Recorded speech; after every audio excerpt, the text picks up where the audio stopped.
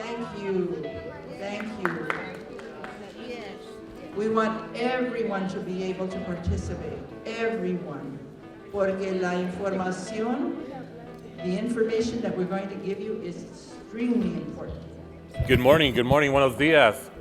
I'm Felipe Vasquez. I'm one of the directors of education and programs for SEA. It's a great pleasure being here with you. Yesterday we had a fantastic day with about over 150 kids and students from SEA Charter School. They went to Cal State University in Long Beach, and they had a great presentation and a great understanding with I Empathize at Guido, and you're going to have part of that today. They had a panel and they worked with the kids. And what I heard, and this is my testimony, lo que oí de los estudiantes es que estaba amazing. It was real. That the panelists were real. They were real. They were keeping it real. That the information they provided to work with our kids, to work with their neighbors, and I was sharing this with my nephew earlier today, is that I Empathize shows you how to take care of your neighbor. Cómo puede cuidar su vecino. If you see that they're being taken advantage of, they give you the resources, they give you the information, and they empower our students. Muchos estudiantes ganaron la poder ayer para entender cómo ayudar a los demás. So yesterday we had a full day of presentations. The students presented their projects. Ayer los estudiantes enseñaron lo que estaban trabajando por los últimos 2 o 3 meses.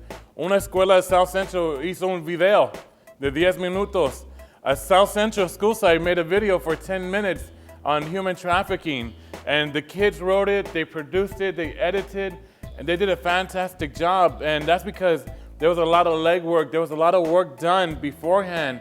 Y los estudiantes están estudiando antes de la conferencia ayer y entendieron mucho lo que necesitábamos que hacer para sus vecinos y lo que pasa en la comunidad. Y por eso le doy gracias a Guido y a Sister Inés porque nos enseñaron a nuestros estudiantes cómo trabajar en la comunidad para ser buenas personas. And yesterday's conference, it was just powerful because they learned and they grabbed information and they understood what it meant to be a neighbor. And that means in their classroom, outside the classroom, in their home, and that really showed empathy. A lot of the kids, work with the homeless, did food drives, blanket drives for the women's shelter. Muchos estudiantes hicieron proyectos para ayudarles que no tienen casa, que viven en las calles. Le dieron comida a las que están en las calles y luego cobijas ahorita para el shelter de las mujeres. Entonces los estudiantes están haciendo esto. Están mirando que está creciendo de abajo para arriba. What you're seeing is a lot of development from our students going upward. So I give a lot of thanks to I Empathize, and I give a lot of thanks to, if it's your children, thank you. Because they're there and they're learning from each other. And today, the big connection is that the same information they received yesterday, you're going to receive the same information.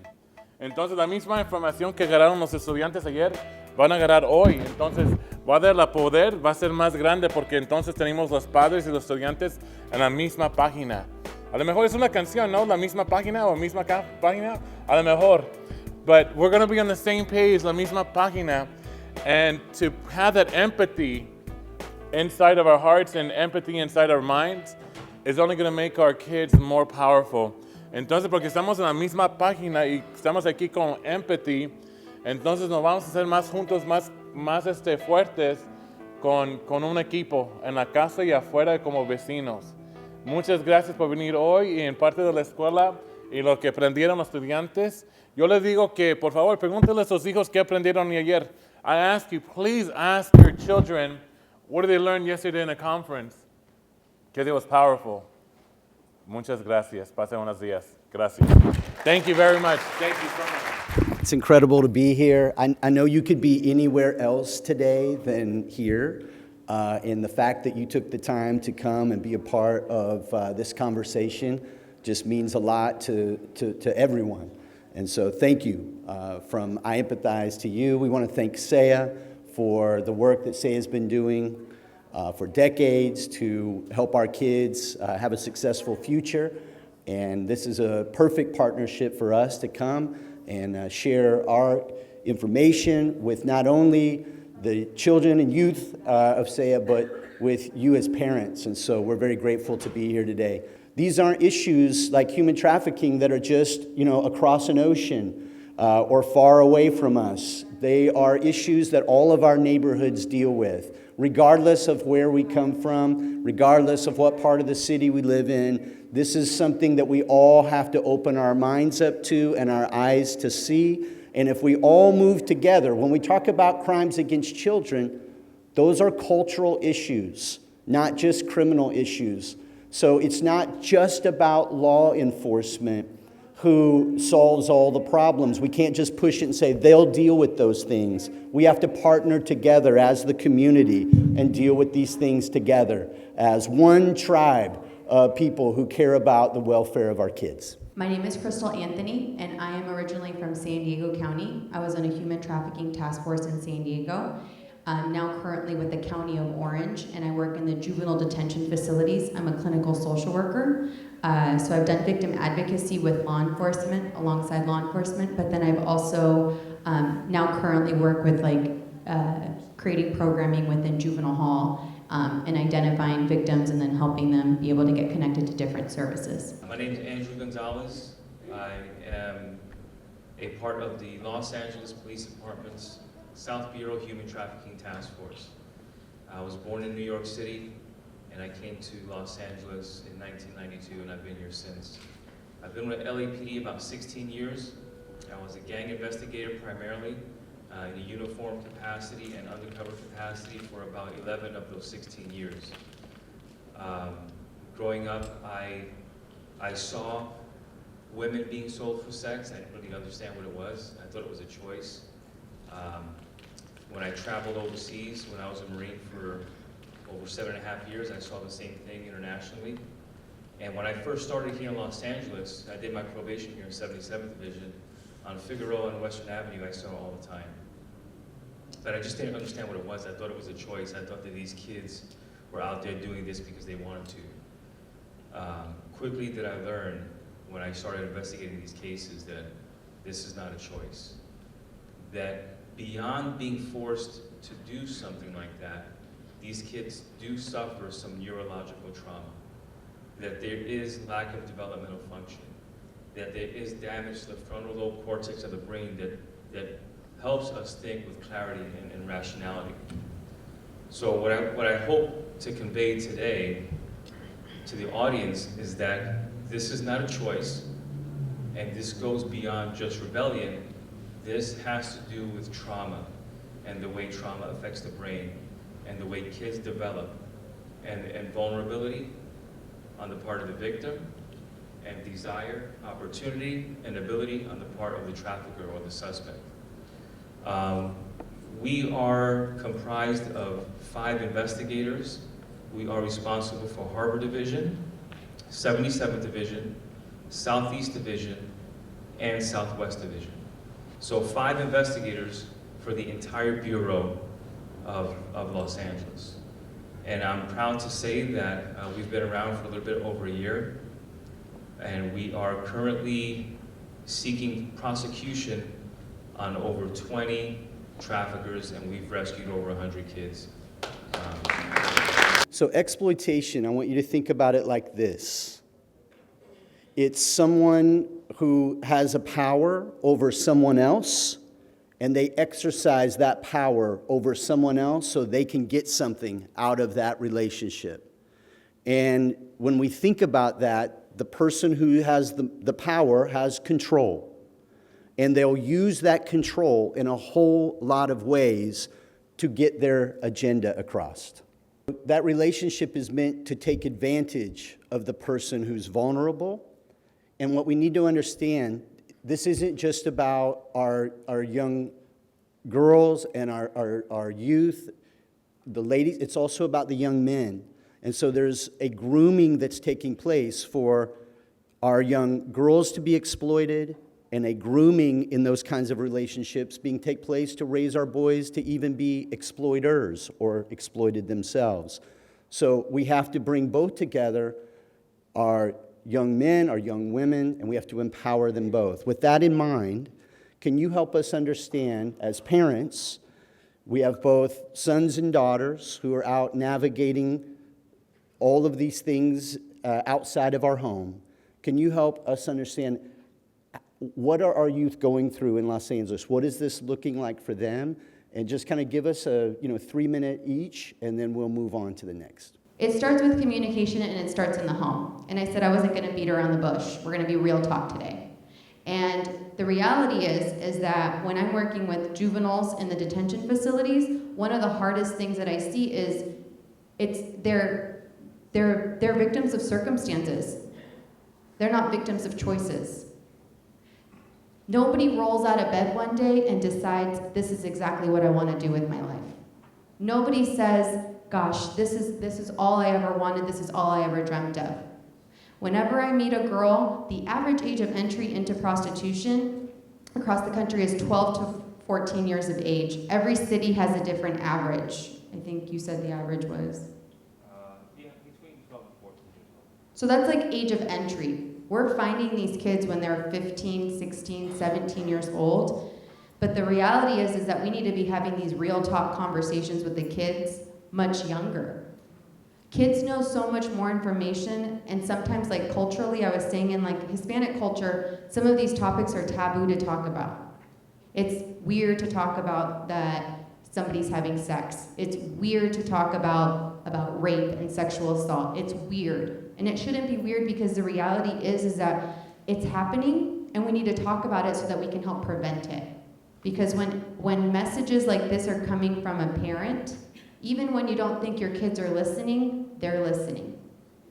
Even when you don't think that it's like going in one ear, going out the other, those small messages, they're carrying them with them. And it starts with communication. It starts with being able to say, your kids just came to a conference yesterday, so to be able to take this message and then go home and talk about it together, that's a big deal, because it's fresh in their minds. It just happened yesterday. Nearly 100% of my victims come from the foster care system. Nearly 100% of them come from the foster care system. I have one victim that was in 32 different foster homes. I lay that foundation because I want you to understand that sometimes as parents, we make our children vulnerable. And I don't mean that to say that when we let our kids go out and play, we make them vulnerable. I mean that to say that sometimes the way we convey our message to our children hurts them. The way we parent sometimes hurts our kids.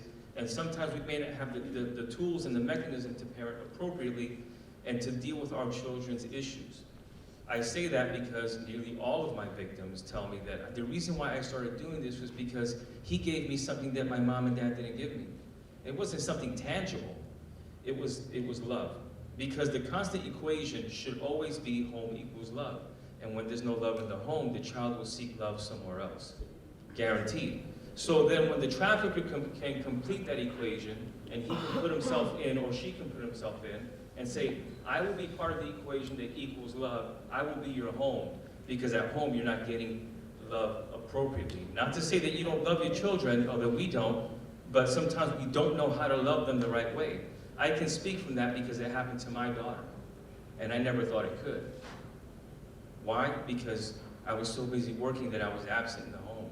I was so busy working that as a male figure, I wasn't there, and somebody else stepped in and said, well, I'll be that male figure. So the quickest way and the easiest way to combat human trafficking is to get back to the fundamentals and just have a happy home, have a loving home. It takes a village, right? So when mom isn't there, dad should be there. Or if dad isn't there, then auntie should be there, cousin should be there. And we need to learn how to love appropriately. And I don't mean that disrespectfully. I mean that sometimes we don't know how to do that, because traditional methods of love sometimes infringe and impose on kids too much nowadays. It's gonna get worse, and I'm sorry. It's gonna get worse because when you walk into the living room, what do you see your kids doing now? What are they doing? They're looking down and they're texting. They're losing the ability to interact socially. So they're not developing the coping skills to deal with adversity, because all they do is live through a computer or a device that they hold in their hand. So they're not developing those coping skills and those mechanisms. So keep an eye on that. Back to the basics, home equals love. If we give them love at home, they don't have to go somewhere else to look for it. My name is PJ Sykes, and I'm from Denver, Colorado. And I'm just gonna tell you guys a little bit about where I come from. So about 7 years ago, when I was 13 years old, I was put into the Family Crisis Center. And that's a step up for kids going into the foster care system or a step down for kids coming out of juvenile detention centers. I was at the Family Crisis Center because I wasn't right with myself and I wanted to commit suicide, and things were not right in my home. There was drug trafficking, prostitution coming in and out of my house. So I was taken out of the home and I was put in a facility in order to get my needs met. And while I was at the Family Crisis Center, there's a beautiful organization that came into my life, and they put on their workshops, and they taught me that I do not have to speak the language of victimization anymore, and my circumstances do not define me, and I can be whoever I want to be in this world. So I started writing poetry, and dang, I was good, so I thought I'd follow in my mom's footsteps so one day get us out of this hood. My counselor said, dang, I don't know how you feel. And I said, my stomach is always empty, but my writing's my meal, you see. My mom was raped when she had me. But still to this day, I can't figure out why she had me. And I would want to follow in my father's footsteps, but he's never wiped these tears. I would want to follow in my father's footsteps, but I haven't seen him in my whole 22 years. Maybe he was some black man walking down the street. Or maybe he was some black man in a YouTube video looking for me. Maybe he was P. Diddy. Or maybe Obama. But I'll never freaking know because I look like my mom. Thank you. Good morning. Buenos dias. Buenos dias. My name is Paris Salinas. I am a manager and producer at Overbrook Entertainment, which is a company that primarily produces content for television and film for entertainment, but we have recently, in the last 4 years, started an initiative called Don't Sell Bodies that was created from the question of our youngest client, Willow Smith, who, after seeing the Kony 2012 video, asked her mother, Mom, I think there are young girls my age, she was 11 at the time, being sold for sex in the United States. And her mother, Jada, said, absolutely not. That doesn't happen here. That happens other places. But I'll do some research so that I can prove you wrong. And unfortunately, she did her research and found out that Willow was in fact right, and that there were young girls being sold for sex and for labor here in the United States, which created a passionate fight to join in the advocacy against human trafficking, and recognizing that there are so many NGOs and organizations and fantastic people, like the people sitting on our panel today who are already in the fight, really wanted to find out how we as entertainers with a huge platform and a very large, loud microphone could help push that message and not recreate the wheel, but just help support people doing very good work. And so in the last 4 years, we have produced several pieces of content. One movie that is available on iTunes now called Rape for Profit that explores sex trafficking in Seattle. And most recently, a program on CNN with the CNN Freedom Project that focuses on trafficking, that focused on trafficking in Atlanta. And just here to offer, what I've learned as a producer on those pieces. A lot of the stories that we heard of girls who had been trafficked didn't come from abusive homes, didn't come from what would be typically considered a bad home, but came from a home where parents just weren't available all the time, or were working 2 or 3 jobs and weren't in communication with their kids. And unfortunately, as parents, we might not have the time. We get very caught up in providing for our children, which is very, very important, but it's very important to understand that what our children need isn't just financial. It's absolutely emotional and mental support. And these exploiters, there are many words people use: pimps, traffickers, exploiters. They have all the time in the world to talk to your children. All the time in the world. Sometimes we find it very difficult to sit down for 30 minutes and have a conversation with our daughters or our sons. These traffickers have all day to sit and listen to your children about the problems that they have, which could start as, I think I have too many chores, or I have to take care of my brothers and sisters, I don't think that's fair. And they just listen and listen and listen for key buzzwords to then be able to go in and confuse your children and make them think that the attention that they're giving them is love and support. So I really just kind of wanted to piggyback on what Andrew said, and that it is incredibly important to make sure that your children know that you are there for them, and that you are in communication. You know where your kids are, you know who your kids are hanging out with. And you know, I think that in this digital age of technology, kids have gotten very, very secure and you know, don't want to be invaded with their phones and their passwords. Invade your children's privacy. Know those passwords. Don't be afraid to look through their phones if you have questions. It could absolutely save your child's life, and it is incredibly important. With all the technology, there are children being sold on the internet. We met a young girl who was being sold out of her home while her parents were asleep. So your kids don't even have to leave the house to be exploited. What's happening in our homes that's pushing our kids to look for something outside of the home that they should be getting at home? Let's try to just give everyone some tools to say, here's some practical tips I can say to just keep my kids focused here and not out there. I find this situation unique. I am a young parent, and I understand what it's like to be lost in my phone, to be, you know, part of a digital age, and experience the same thing that with the youth that you're dealing with as well. Developing that trust, like saying, you know, you can have this freedom if I can see this from you, because if you're just like, you know, constantly trying to get into, you know, your kid's phone or anything like that, it kind of breaks trust. And you got to have that trust in order to, you know, have that relationship with your kid. Every one of us in this room at some point in our life, we have become vulnerable, right? I don't think that anybody can argue that. Whether it be emotionally, you know, psychologically, you know, at a certain age in a young woman's life, a young boy's life, there's a physiological effect in the body, right? Puberty. There's a reason why our victims become victims at 12 years old. It's because that's when the body starts changing.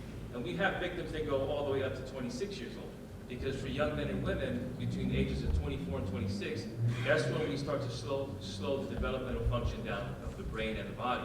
There are three things that that suspect has to have in order to be successful to traffic your children: desire, opportunity, and the ability, right? There's only one part of that equation that we can control. We can't control that person's desire. We can't control their ability, okay? But what we can control is the opportunity for that person to take advantage of the vulnerability of our child, okay? I go back to saying that most of my victims were victims of sexual assault at some point, and a lot of them were victims of sexual assault from family members, okay? I have victims who were being trafficked as young as the age of 5. If you take anything away from this, is give your children something more than the trafficker can give them. Instead of coming home and hitting the books, hey, when you come home from school, let's go for a walk. Let's exercise, let's go talk. Let's eat together. Let's do what families do together. Not just open a book and let me just ignore you because I have so much to do. Let's start working on the relationship so that somebody else isn't doing it for us. One of the key things that I have found is that about, I would say 100%, but I'm gonna just go with 99% because there's always my kids that tell me like that never happened to me, so I'm just gonna go with 99%. 99% of the victims that I've seen involved in human trafficking, and 100% of the victims that I have found in the detention facilities have had some form of physical or sexual abuse that has happened to them. And what happens oftentimes is that, this is the sad part, okay? When they tell me that they did tell a parent and they've never had therapy, they've never had any services because maybe we don't believe in therapy or they don't help or whatever it may be.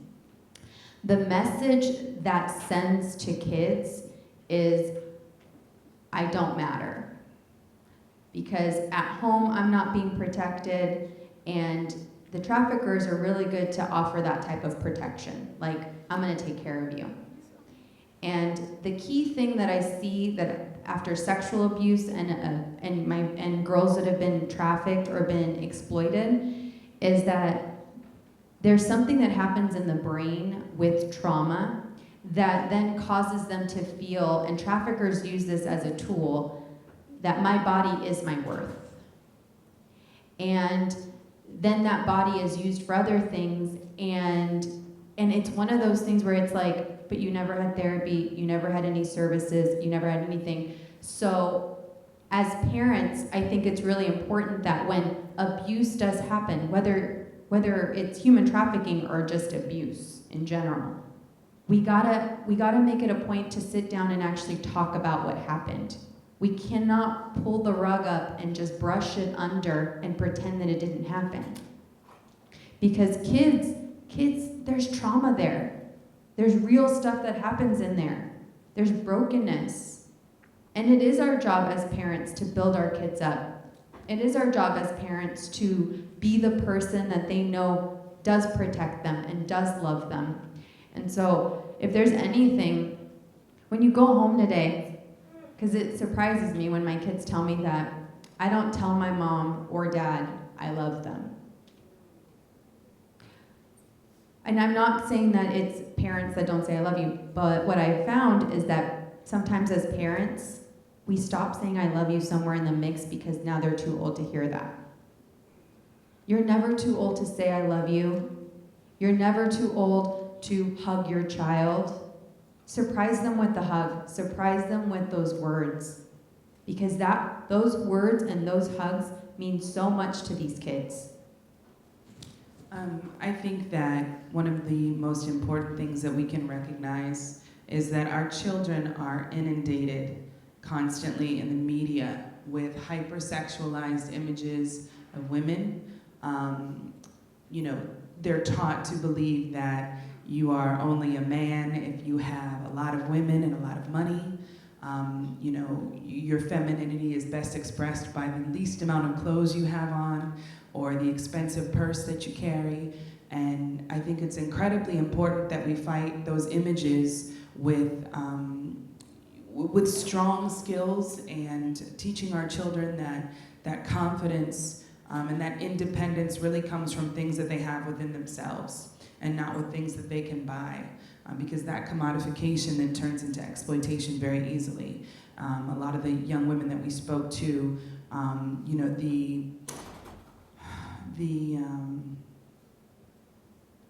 the gradient of exploitation, some of those entry points start, very simply as, well, Beyonce was talking about being an independent woman, so I thought to be an independent woman I had to make my own money, and the only way to do that was to go to a strip club.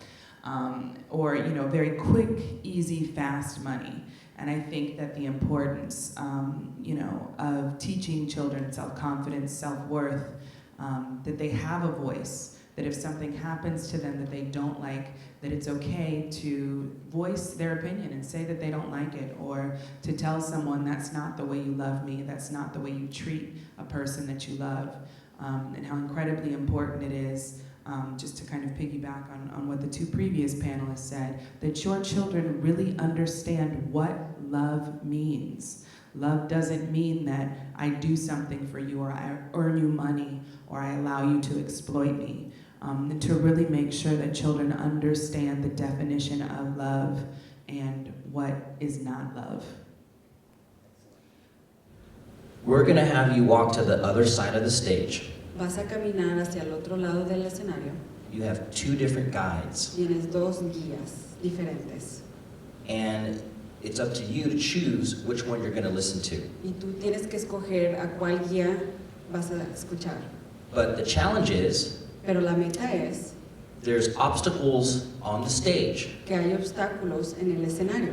So you want to avoid all the obstacles Entonces tú quieres evitar todos los obstáculos to make it to the end of the stage. para poder alcanzar al otro lado del escenario. And so you choose which guide you want to listen to. Entonces tú decides a cuál guía quieres escuchar. And they're going to guide you both at the same Y time. ambas te van a guiar. Make sense? ¿Entendido? Yeah. Tengo una pregunta. So Both are gonna take me to. So, ambas me van a llevar. Both are gonna guide you Sí, ambas te van a guiar. with words, Con palabras. so they won't touch you. Entonces no te van a tocar, Don't worry. no te preocupes. And then you choose which one you want to listen to. Y luego tú escoges a cuál quieres escuchar. Make sense? All right, so Jesse's ready. Okay, we Ok, can ya start. está listo, podemos empezar.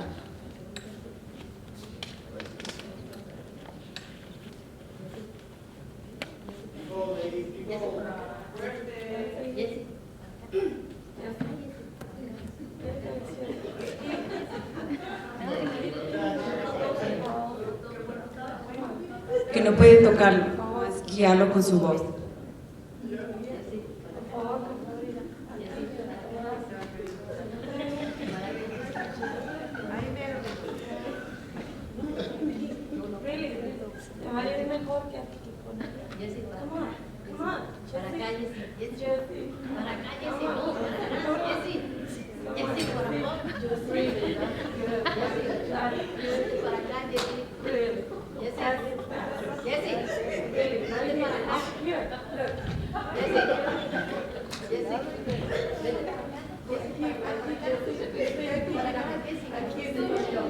All right, he made it. Let's give him a hand. Un aplauso.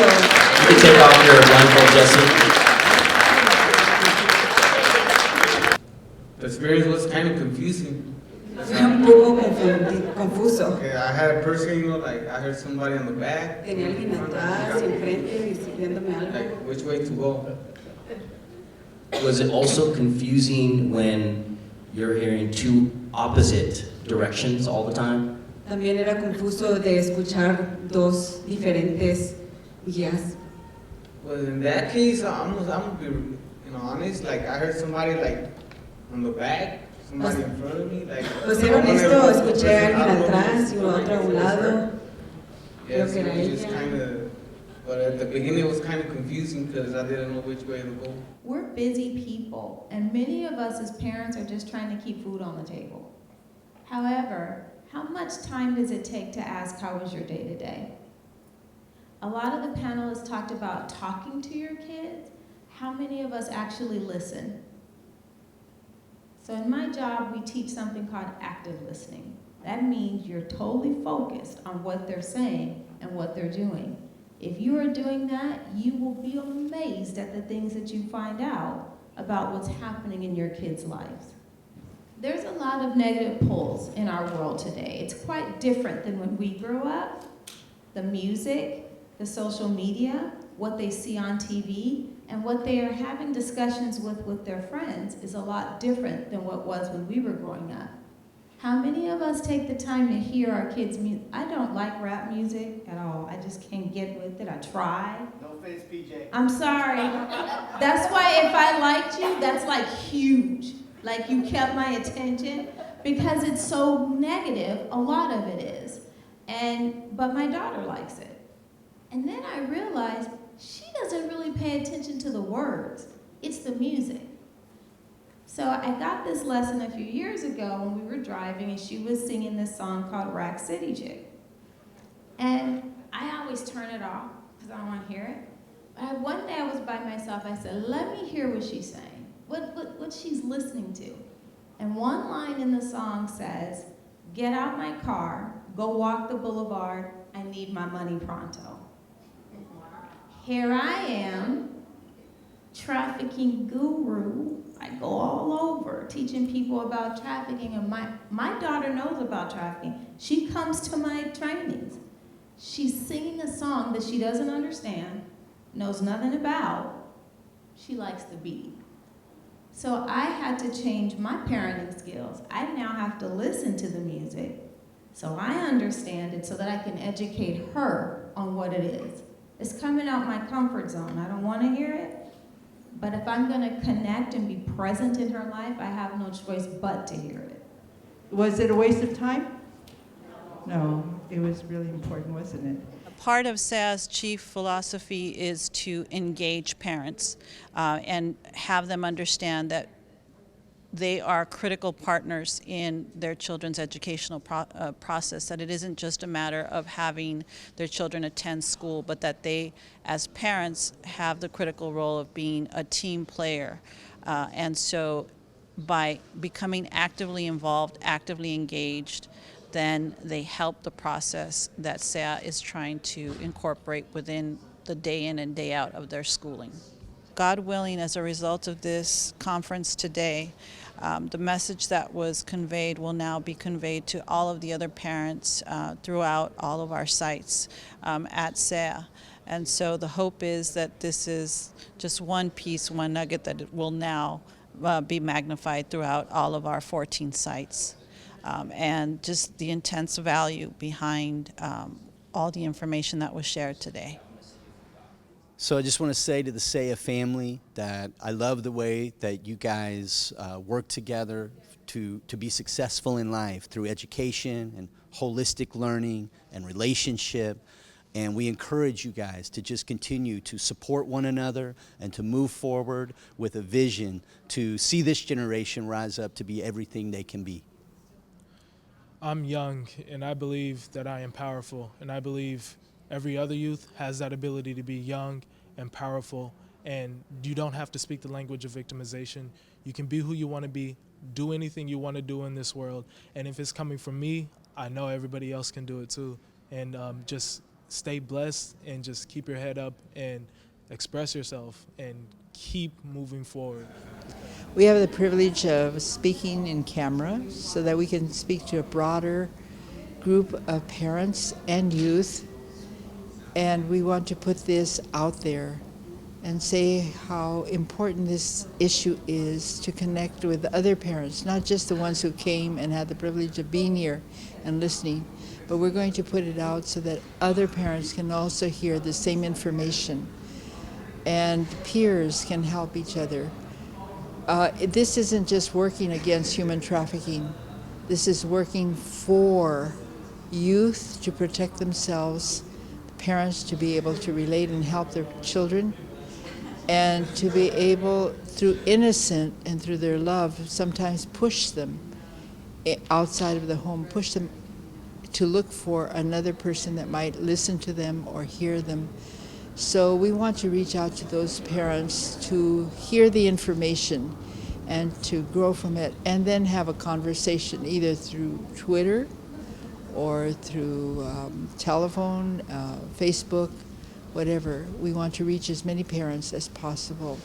We want to thank all the listeners and viewers, and we want to invite you also into this thing that we are all connecting to help other parents and other youth to protect themselves. And we want to thank you for listening and for being part of this whole process.